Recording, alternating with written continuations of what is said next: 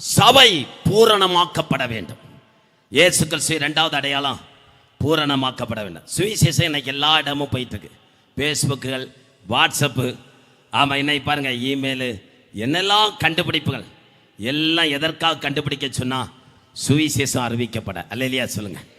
1800 மொழிகளில் உலகத்திலே மொழிபெயர்க்கப்பட்ட ஒரே புஸ்தகம் வேத புஸ்தகம். அல்லேலூயா சொல்லுங்க. 1800க்கு மேற்பட்ட மொழிபெயர்க்கப்பட்ட ஒரே புஸ்தகம் வேத புஸ்தகம். கரங்களை தட்டி ஆண்டவரை மகிமைப்படுத்துங்க.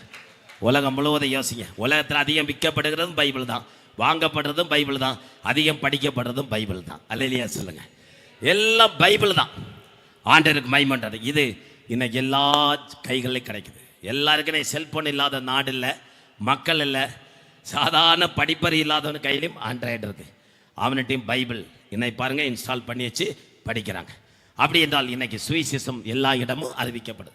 ரெண்டாவது காரியம் பார்த்தீங்கன்னா சபை பூரணமாக்கப்பட வேண்டும். இன்னைக்கு சபையினுடைய நிலையை பார்த்தீங்கன்னா சபை பார்த்தீங்கன்னா பரிசுத்தமாக்கப்பட வேண்டும். சபை சபை என்றால் என்ன? சபை என்றால் சகோதரனே சகோதரியே, சபை என்று சொன்னால் வேதம் சொல்லுகிறது. அப்போஸ்தலர் 2வது அதிகாரம் 47வது வசனத்தில் வாசித்தா சபை என்றால் என்ன என்பதை பார்க்கலாம். சபை என்று சொன்னா நிறைய பேர் கட்டடத்தை நினைச்சிட்டு இருக்கிறாங்க. பெரிய கட்டடத்தை கட்டினா அங்க இயேசுநாதர் இருப்பார் என்று சொல்லி நினைக்கிறாங்க. நம்ம சிஎல்சி சபைக்கு முன்னாடி ஒரு பெரிய கோபுரம் இருக்கு சொல்லி இதுல இயேசுநாதர் இருக்காரு சொல்லி அர்த்தம். நிறைய பேர் இந்த ரோட்டில் போகும்ப தோட்டம் கும்பிட்டு போவாங்க. நான் அதிகாலையில் பார்த்துட்டு இருப்பேன். இதன் வழியாக போகிற அநேகர் இந்த கோயிலை பார்த்து ஒரு கும்பிடு போடுவாங்க. நான் நினைப்பேன், பாவம், அறிவில்லாமல் இந்த ஜனங்கள் கோயிலை பார்த்து கும்பிட்டுட்டு போறானே. சிஎல்சி கோயிலுடைய கோபுரத்தில் இயேசுநாதர் இருக்கிறார். நம்முடைய ஆண்டவர் கோயிலுக்குள் இருக்கிற தேவன் அல்ல. பிரைஸ்லாம். அது கட்டிடம், வழிபடுகிற இடம். சிலர் நினைக்கிறாங்க இந்த கோபுரத்தை பூட்டியாச்சுன்னா அதோட கிறிஸ்தவம் போச்சு, ஆலயம் போச்சு, ஆராதனை போச்சு. உண்மையான கிறிஸ்தவனுக்கு ஆராதனை போகாது. அல்லேலூயா சொல்லுங்க. நம்முடைய தேவனை குறித்து வேதம் சொல்லுகிறது. யோவான் 4வது அதிகாரம் 24வது வசனம், பிதாவை எங்கும் தொழுது கொள்ளக்கூடிய ஒரு காலம் வந்திருக்கிறது. அந்த காலத்தை குறித்து வேதம் என்ன சொல்லுகிறது? தேவன் ஆவியாயிருக்கிறார். தேவன் ஆவியாயிருக்கிறார். அவரை தொழுது கொள்ளுகிறவர்கள் ஆவியோடும் உண்மையோடும் அவரை தொழுது கொள்ள வேண்டும். தேவன் ஆவியாக இருக்கிறார். நம்முடைய தேவன் ஆவியாக இருக்கிறார். கரங்களை தட்டி ஆண்டவரை ஸ்தோத்திரம் பண்ணுவோம். நம்முடைய தேவன் ஆவியாக இருக்கிற தேவன். பிரைஸ் எல்லாம். வட இந்தியாவில் எல்லாம் போய் பாருங்க. ஆமா, அங்கெல்லாம் நீங்க பார்த்தீங்கன்னா அங்கெல்லாம் நீங்க சர்ச்சை பார்க்க முடியாது, கோபுரங்களை பார்க்க முடியாது. ஆண்டவருக்கு மகிமை உண்டாகட்டும்.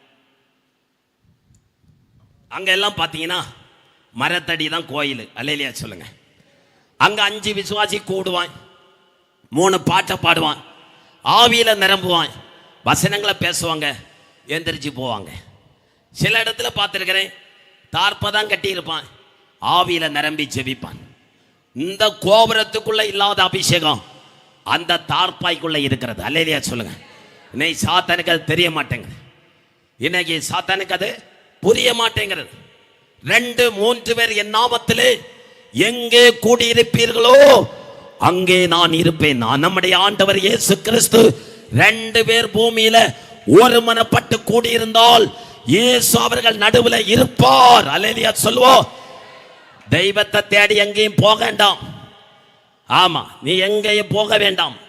தெய்வம் நம்ம இருக்கிற இடத்துல, நீ இருக்கிற வீட்டுக்குள்ள, ஹாலுக்குள்ள, அறைக்குள்ள, ரூமுக்குள்ள, அன்பான இந்த மைதானத்தில் வந்திருக்கிற சகோதரனே சகோதரியே, தேவன் ஆவியாக இருக்கிறார். நம்முடைய தேவன் எப்படி இருக்கிறார்? ஆவியாய் இருக்கிறார். அவரை தொழுது கொள்ளவங்க கூடியவங்க எப்படி இருக்கணும்? ஆவியோட. உங்களுக்கு ஆவி இருக்குதா? இந்த மைதானத்தில் வந்திருக்கிற சகோதரனே சகோதரியே, அருமையான கிறிஸ்தவனே, பேர் கிறிஸ்தவனே, ரெக்கார்டு கிறிஸ்தவனே, உன்னுடைய வாழ்க்கை எப்படி இருக்கிறது? இந்த ராத்திரியுடைய ஆத்மீக வாழ்க்கை எப்படி இருக்கிறது? இயேசு வரப்போகிறார். இயேசு வரப்போகிறார். சகோதரனே, அருமையான கிறிஸ்தவ நண்பனே, இயேசுவின் வருகையை சந்திக்க நீ ஆயத்தமாய் இருக்கிறாயா? இயேசு இதோ சீக்கிரமாய் வருகிறேன் என்று சொல்லுகிறாரே. நீ இயேசுவை சந்திக்க எத்தனை பேர் இந்த ராத்திரி ஆயத்தமா இருக்கிறீங்க? நீ ரெக்கார்டு கிறிஸ்தவனா இருந்தா இயேசுக்கு வருகிற கைவிடப்பட்டு போவ. நீ மனம் திரும்பாட்ட நீ கைவிடப்பட்டு போயிடுவ. அவனுடைய முடிவு எரி நரகம், அக்கினி சூளை, கொடூரமான தீ பற்றி எரிய போகிறது. ஐயோ நரகம், வேதனை. இந்த ராத்திரி ஒரு சான்ஸை கர்த்தர் உனக்கு தருகிறார். உன் வாழ்க்கையில் ஒரு வாய்ப்பை தேவன் தருகிறார். உன் பேரு ஜீவ புஸ்தகத்தில் இருக்கிறதா? வேதம் சொல்லுகிறது, ஜீவ புஸ்தகத்தில் பேர் எழுதப்படாதவன் எவனோ அவன் அக்கினி கடல்ல தள்ளப்பட்டான். இந்த ராத்திரி சகோதர, உன் வாழ்க்கையின் முடிவை சிந்தித்துப்பார். மரணத்துக்கு அப்பால் ஒரு வாழ்க்கை இருப்பதை இந்த ராத்திரி நாங்கள் உங்களுக்கு பிரசங்கிக்கிறோம். நீ மனம் திரும்புவதற்கு ஒரு சான்ஸ் இந்த பூமியில இந்த ராத்திரி ஆண்டவர் உனக்கு கொடுக்கிறார். மரணத்துக்கு அப்பால் நீ எங்கே போவா என்கிற நித்திய நம்பிக்கை உனக்கு இருக்கிறதா? இந்த ராத்திரி சிந்தித்துப்பா. என்னை கேட்கிற சகோதரா, இங்கே பார். சபை என்றால் என்ன?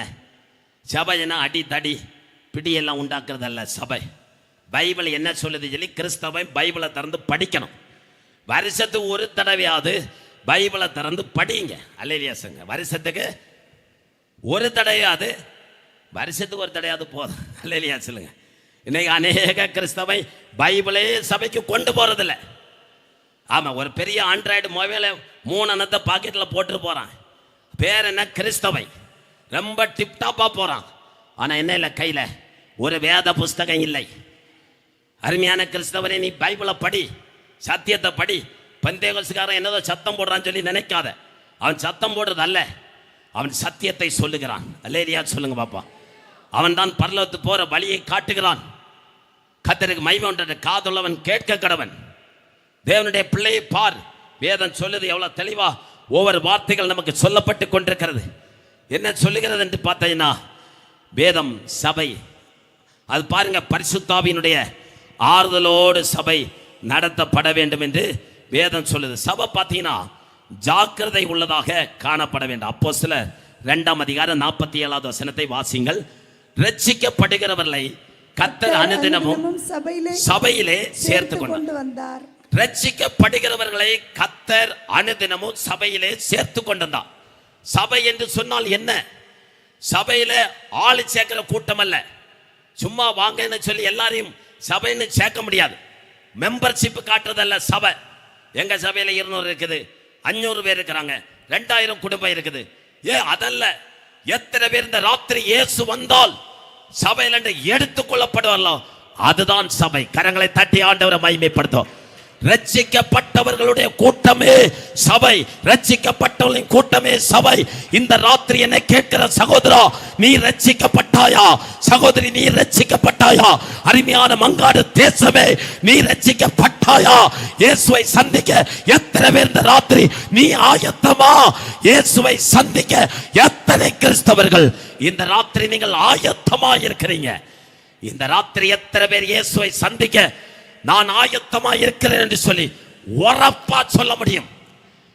அருமையான சகோதரா, அருமையான சகோதரியே, இந்த ராத்திரி இந்த சுவிசேஷத்தை கேட்கிற அன்பான தேசமே, மங்காடு தேசமே, அன்பான சகோதரே, அன்பான சகோதரியே, எத்தனை பேர் இந்த ராத்திரி உரப்பா இயேசுவை சந்திக்க நான் ஆயத்தமா இருக்கிறேன் என்று சொல்லி எத்தனை விசுவாசிகள் இந்த கூட்டத்தில் நீங்க சொல்ல முடியும்? எத்தனை பேர் உரப்பா இந்த ராத்திரி சொல்ல முடியும்? நான் இயேசுவை சந்திக்க ஆயத்தமாக இருக்கிறேன். Praise the Lord.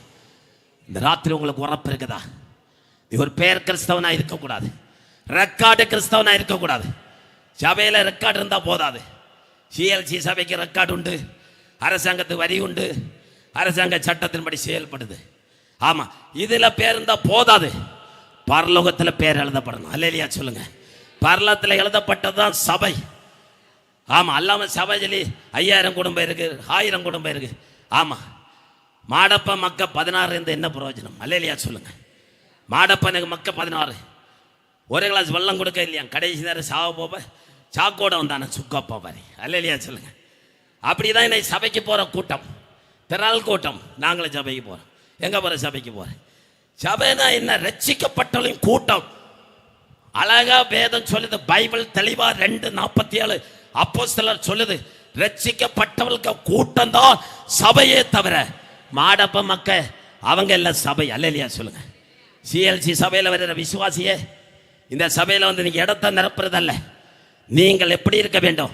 முத்தா இருக்கணும். இயேசுக வருகையில் எப்போ வந்தாலும் போவதற்கு ஆயத்தமாக இருக்கணும். அதான் சிஎல்சி சபை. அல்லேலூயா சொல்லுங்க. நம்முடைய சபையினுடைய கட்டுப்பாடு உண்டு, ஒழுங்குகள் உண்டு, சபைக்கு ஒரு உபதேசம் உண்டு. நீங்க போற சபையில் உபதேசம் உண்டா? அப்போ சில உபதேசங்கள் உண்டா? உங்க சபை பூரணத்துக்கு நேரம் உங்களை நடத்தப்படுகிறதா? அருமையான விசுவாசியை, நீ பூரணத்துக்கு நேரம் போனோம்.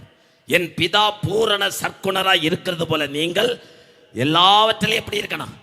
ஆமா, என் பிரியமே நீ ரூபவதி, உன்னல் பழுது ஒன்றுமில்லை. இதுதான் நேசர் மணவாளன் மணவாட்டி சபையை பார்த்து சொன்ன வார்த்தை. என்னது? என் பிரியமே நீ ரூபவதி, உன்னில் என்ன இல்லை? பழுது இல்லை. பழுதில்லாத ஒரு சபையாய் நீ வர வேண்டும். அதுதான் சபை. அல்லேலூயா சொல்லுவோம். அப்போஸ்தலர் ஒரு வசனம் உண்டு பார்த்தீங்கன்னா, நாள்தோறும் சபை எப்படி பெருகிச்சு பாருங்க. அப்போஸ்தலர் பார்த்தீங்கன்னா அதில் வாசிக்கும் போது 9ஆம் அதிகாரம் 31வது வசனத்தை வாசிங்க. அப்போஸ்தலர் 9:31. அப்பொழுது யூதேயா, கலிலேயா, சமாரியா நாடுகளில் எங்கும் சபைகள் சமாதானம் பெற்று பக்தி விருத்தி அடைந்து கர்த்தருக்கு பயப்படுகிற பயத்தோடும் பரிசுத்தாவியின் ஆறுதலோடும் நடந்து பெருகின. சபை என்று சொன்னால் ஒரு சபையினுடைய நோக்கம் என்ன என்பதை அப்போஸ்தலனாகிய பவுல் தெளிவாக இந்த இடத்துல எழுதியிருக்கிறார். நம்ம போகிற சபைக்கு ஒரு நோக்கம் உண்டு. பாரம்பரியமா இருந்து எங்க பாஸ்டர்னை உருவாக்கி வைத்தாங்க அப்படி இருக்கு சொல்லி பாரம்பரியமா கொண்டு போற சபை பரலோகத்துக்கு போயிடாது. சபை என்று சொன்னால் பக்தி விருத்தி இருக்க வேண்டும். சபைகள் சும்மா ஒரு கட்டடத்தை கட்டி 4 பேரை கூட்டி வச்சு கொட்டடிக்கிறது அல்ல. சபை என்று சொன்னால் சபையில பக்தி இருக்கணும், பக்தி விருத்தி அடையணும். 2வது, சபையில சமாதானம் இருக்க வேண்டும். சமாதானத்தை தேடி சபைக்கு போனா சபையில் அடி, அங்க சண்டை, வழக்குகள். அது சபை அல்ல. சபை என்றால் சமாதானம் பெற்று 3வது சபையில் என்ன இருக்கணும்? பரிசுத்தாவி இருக்க வேண்டும். அல்லேலூயா சொல்லுங்க. தூயாவி, பரிசுத்தாவின் வல்லமை இருக்க வேண்டும். பரிசுத்தாவின் நிறைவு சபையில் இருக்க வேண்டும்.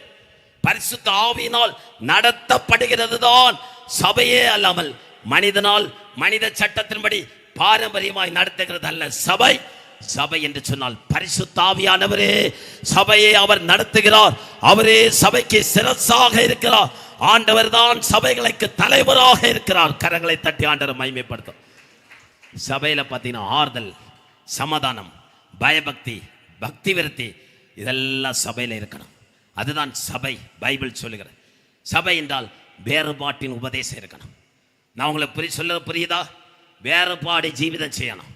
அப்போ சில உபதேசம், அப்போ சில 2ஆம் அதிகாரம் 37 நீங்க கீழே வாசித்தா சபைக்கு உபதேசம் ஒழுங்கு இருக்கிறது. அப்போ சிலர்கள் மூலமாக சபைக்கு 7 உபதேசம் கொடுக்கப்பட்டது. அதுதான் சபை. ஆமா, நாங்க அந்த கால சபை, எங்க அப்பா தாத்தா காலத்தில் இந்த சபை அப்படி சொல்லி இந்த சபையை பெருமை பாராட்ட முடியாது. ஆமா, பெருமை பாராட்டுற சபை அல்ல. சபை உபதேசத்தில் இருக்கணும். அல்லேலூயா சொல்லுங்க. உபதேசத்தில் உள்ள சபைதா உங்களை பரலோக ராஜ்யம் கொண்டு போய் சேர்க்க முடியும். கரங்களை தட்டி ஆண்டவரை மகிமைப்படுத்துங்க. உபதேசம் உள்ள சபைதான் பரலோக ராஜ்யத்துக்கு நம்மை கொண்டு போய் சேர்க்க முடியும். Praise the Lord. மனம் திரும்பணும். பிதா குமாரன் பரிசுத்தாவின் நாமத்தில் மூழ்கி ஞானஸ்நானம் பெற வேண்டும். பரிசுத்தாவின் வல்லமை பெறணும். வேறுபட்ட வாழ்க்கை செய்யணும். இந்த பொல்லாத உலகத்திலே கோணலும் மாறுபாடுமான புறஜாதிகள் மார்க்கத்திலிருந்து வேறு பிரிக்கப்பட்ட மாறுபட்ட ஒரு ஜீவிதம் செய்யக்கூடிய வாழ்க்கை செய்கிறவங்க தான் ரட்சிக்கப்பட்டவங்க. அல்லேலூயா சொல்லுங்க. எல்லாம் கலந்து மிக்சிங் ஆகி உலகம் வேணும் இயேசுவும் வேணுச்சுன்னா ஒன்றும் நடக்காது. கிறிஸ்துவினுடையவர்கள் தங்கள் ஆசை இச்சைகளை சிலுவையிலே அறைந்திருக்கிறார்கள். உண்மையான கிறிஸ்துவை வேறுபட்ட வாழ்க்கை செய்யணும், வேறுபட்ட ஜீவிதம் செய்யணும். வேறுபட்ட வாழ்க்கை செய்கிறதா சபை. அந்த சபைதா ஆண்டவர் ஒரு நாள் பரலோகத்தில் கூப்பிடுவார். என் பிரியமே, என் ரூபவதி, உன்னில பழுது ஒன்றுமே இல்லை என்று சொல்லி ஒரு கற்புள்ள மணவாட்டி சபையாய் ஆண்டவருக்கு முன்னாடி நீங்க போய் நிக்கணும் சொன்னா ஒரு சபை உங்களை உபதேசத்துல நடத்த வேண்டும். அல்லேலூயா சொல்லுங்க. ஆமா, சிஎல்சி சபையில வந்தேன், பரலத்து போலாமா? ஜீவா பாஸ்டர் அமைத்திருக்கிற இந்த சபைக்குள்ள வந்தா பரலத்து போயிடலாமா? இந்த சபையில மெம்பரா இருந்தோன்னு பரலத்து போலாமா? இல்லை. நீ நான் சொன்ன உபதேசத்தின்படி வாழ்ந்தால் மட்டும்தான். நீ எந்த சபையில இருந்துட்டு போ, எந்த சபைக்கு போய்க்க. ஆனா நான் சொன்ன இந்த உபதேசம், இந்த சத்தியம், பைபிள்ல சொன்ன இந்த வார்த்தையின்படி நீங்கள் வாழ்ந்தால் மட்டும்தான் உங்களுக்கு பரலோக ராஜ்யத்துல என் பிரியமே, என் ரூபவதி என்று சொல்லி ஆண்டவர் அழைக்கும் போது, உன்னுடைய பேர் அந்த புஸ்தகத்தில் விழிக்கும் போது, நீ பரலோகத்தில் இயேசுவோடு கூட வாழ முடியும். Praise the Lord. அன்பான சகோதரர்